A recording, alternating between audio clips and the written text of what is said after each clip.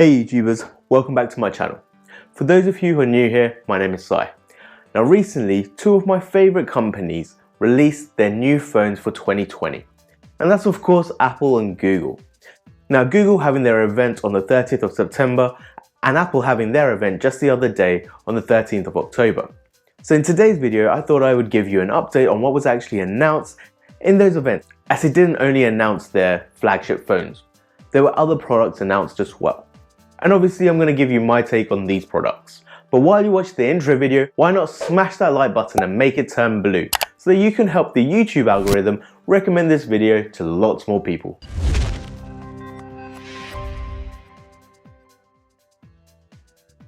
Now obviously both of these events were very different to normal in this pandemic world that we're currently living in. And quite frankly, I guess that could be a little bit of the reason for the somewhat underwhelming announcements in the mobile game. Now, I just want to state here that I used to be a huge Apple fanboy, and there was definitely a time when no one could ever convince me that there was a better brand other than Apple, especially because they were building their hardware and their software to work seamlessly together. But then 7 years ago, Google took the plunge and they started to create their own phone to work with their Android OS, which sparked my interest. But it wasn't until 4 years ago that I actually decided to jump the ship and join the Pixel family, because I kind of wanted to give some time for Google to iron out all the issues they had with the first Pixel that they came out with. But since then, they've done some great work and they have pretty much the best camera in the market. I guess now the competition has kind of caught up to the quality of the Pixel phone, and now it's really just a matter of opinion which one you like. So on to the events. They were all pre-recorded videos that were streamed in the new COVID-friendly way of doing announcements. Now that's obviously if you're not Tesla, where you invite an audience of your Tesla car owners to tune into a radio station to get the audio from the live stage while they sit in the comfort of their bioweapon device mode setting within the car. Anyway, let's talk about the Google event first. So the things that were announced was obviously the highly anticipated Google Pixel 5. But instead of pairing that up with an XL version, they decided to scrap that iteration completely this year, and they announced the cheaper Pixel 4a 5G. Now this is not to be mistaken for the Pixel 4a that came out back in August. Then on top of the phone, they announced the updated Chromecast with Google TV software built in, and they also announced a brand new Nest Audio smart speaker. Now Apple on the other hand, rather than doing their regular iPhone S iterations, they jumped straight to the new iPhone 12, which had clearly been introduced to Marty McFly in Back to the Future, as they decided to turn back the time to the peak of Johnny Ive's era, where the iPhone 4, 4S, 5 and 5S had pretty much the same design. Now the iPhone 12 was announced alongside the Mini-Me, the iPhone 12 Mini. But then they didn't stop there. They also announced an iPhone 12 Pro and an iPhone 12 Pro Max. And alongside the phones, they also decided to announce a brand new Apple HomePod Mini as well. So let's cover off the additional accessories before we actually talk about the phones. So first of all, from Google, the new Chromecast for your TV. Now this basically allows any TV with a HDMI port to become a smart TV, powered by one of the smartest AIs in the world, Google Assistant. Now the device came with a dedicated remote with quick access to the Google Assistant, YouTube and Netflix. Now the device allows you to stream up to 4K HDR and came in 3 colors: snow white, sky blue and sunrise salmon pink. Now being able to turn your TV into a smart TV for only $59.99 seems like a pretty good bargain. Unfortunately though, the much anticipated Google Stadia is not being supported by the Chromecast at launch, but it's inevitable that they will bring the two together in the future. Now Google also decided to take a leaf out of the Apple playbook by removing Google Play Movies and introducing a whole new Google TV OS, which essentially claims to do everything that the Apple TV does by consolidating all of your streaming services into one single user interface. And this change will also see itself upgraded on a few software updates on devices currently already running Google TV. Now, onto the Nest Audio. There's not too much I can really say about the device, as when it comes to speakers, hearing is truly believing. But they have tried to identify the key areas of a great sounding speaker which is to have more bass, more volume, and maintaining the natural clear sound. However, on the announcement to prove how good the speakers were, they actually brought in the artist, producer, and songwriter Mark Ronson, who personally vouched for the incredible sound quality from the Nest Audio.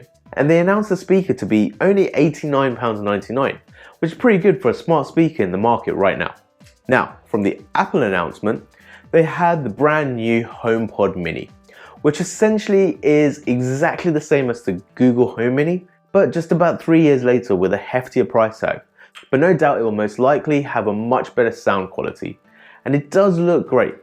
But I've already invested into the Google Home system, and quite frankly, I really like their system. And the fact that you can make your house feel remotely like Jarvis from Iron Man at a fraction of the price makes Google Home my preferred option. Now currently I have a Google Pixel phone, an iPad, and a MacBook. But if I ever decided to go back to the Holy Trinity and get the iPhone again, then maybe, just maybe, I might even think about switching to the Apple Home interface as well. But I doubt that really will happen anytime soon, because right now I have the flexibility of the Google ecosystem on my iPad and MacBook while enjoying the benefits of a great phone at a reasonable price. So I guess that takes me quite nicely onto the phones that were announced. Now first of all with Google, they announced two phones. The first being the Google Pixel 4a 5G, the slightly upgraded version of the normal 4a that came out earlier in the year. And quite frankly, the 4a is an absolutely amazing phone for the price of £349. Now it has everything that you could ever want in a smartphone right now. So unless you're actually like some avid gamer on your phone, you wouldn't actually feel that the 4a was a subpar phone to the flagships that's already out there. And now with the 5G version coming in at £499, that makes a great phone for anyone who wants to use the benefits of a super fast cellular network, which to be quite frank is quite obsolete in UK, as 5G hasn't really been rolled out fully yet. But the Google Pixel 4a 5G will only really be useful to people in countries with a substantial 5G network. And at its price range, it will also be one of the most affordable 5G phones out there in the market.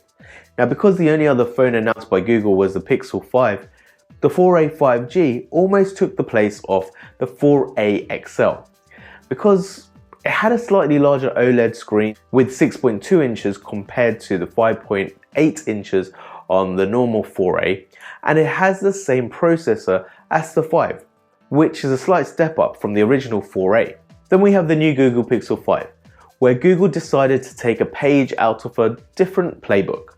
Instead of coming out with a flagship phone with bells and whistles, boasting about the best processors, etc., they decided to actually read the current market that we're in, with the uncertainty of the COVID pandemic, where people are losing jobs and taking pay cuts. So Google decided to actually take almost the Goldilocks approach by deciding to bring out a phone that was just right. A phone that had the best features that everybody would need at an affordable price.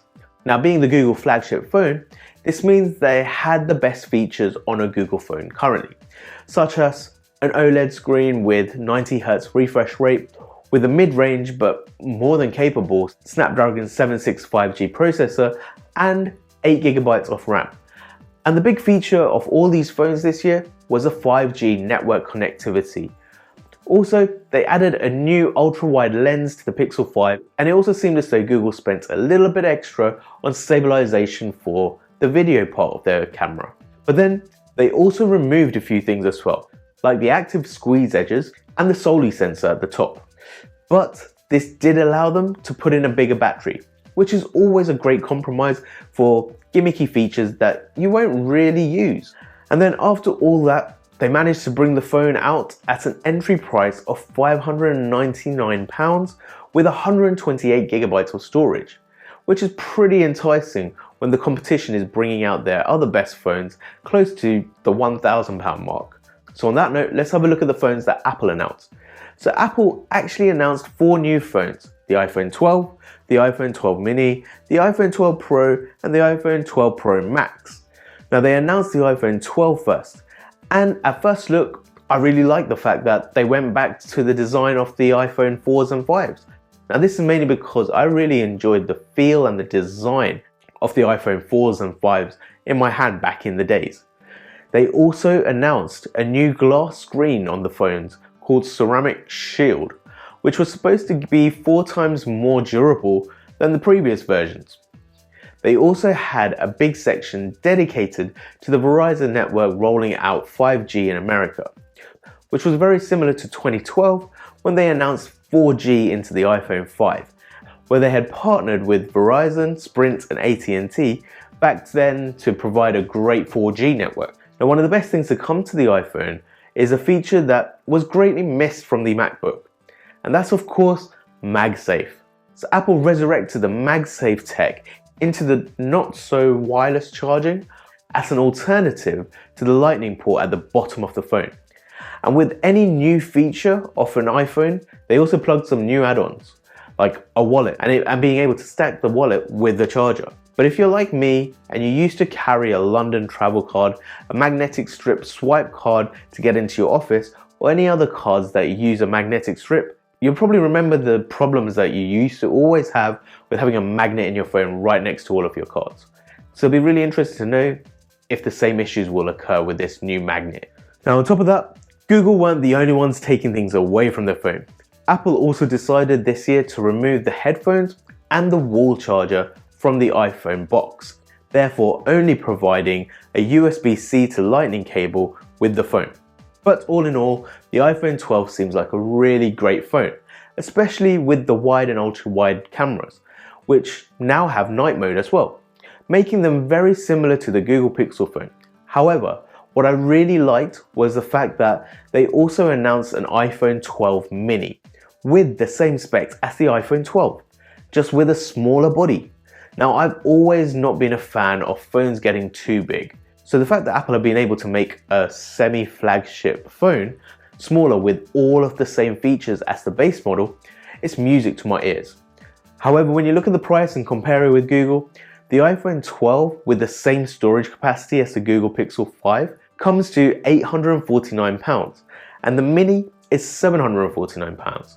Now you can downgrade the storage capacity to 64 gigabytes and you can get the 12 for £799 and the 12 mini for £699. So on a price comparison, the Google does look a little bit better. But the iPhone 12 is a very decent phone. And yes, you are paying a little bit extra for certain gimmicks and features and for the Apple name, I guess. So I think Apple have done pretty well here with their iPhone 12. But for me, I still feel that Apple have not innovated enough in the mobile phone world since Steve Jobs left, especially with the money that they have sitting around in countries all around the world. But that's not all that Apple had to offer. They also announced the iPhone Pro and the Pro Max, which finally actually brought justice to the Pro name, as this was adopted from the MacBook naming system. Now, in previous iterations in the phone world, the Pro was significantly better than the standard phone. But this time, they literally made the iPhone Pro a phone that would be a valuable addition to professionals in the creative and media industry. Just like how the MacBook Pro was designed to satisfy the creative industry with better processors and features to help streamline the processing power required to use highly intensive programs that creative professionals would use.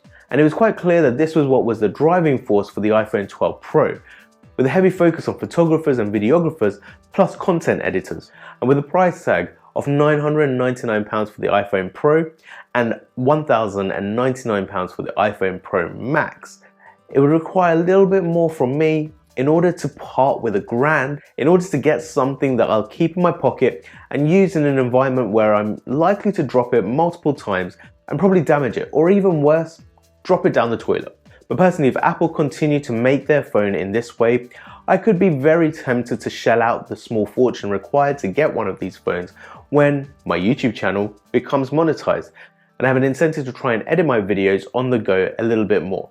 But until then, I'm quite satisfied with my Google Pixel phone, but in general, the phones that were announced this year did not really have anything amazingly astonishing about them, apart from the fact that you can get 5G network speeds, which is not that great for us here over in UK. Now, a part of me also feels as though These two companies have held back some of their features, as they were fully aware that their sales are not going to be as good as they usually are, due to the pandemic and people wanting to spend less due to the uncertainty in the world right now. But it would be really interesting to hear what your thoughts are on everything that I've talked about today, and more importantly, if you're actually thinking of buying any of the products. So let me know in the comments down below. And if you haven't already, make sure that you subscribe to the channel and hit the bell button so you get notified when my next video comes out. And as always, make sure you like the video, comment down below, and share with your friends and family. See you in the next video. Bye.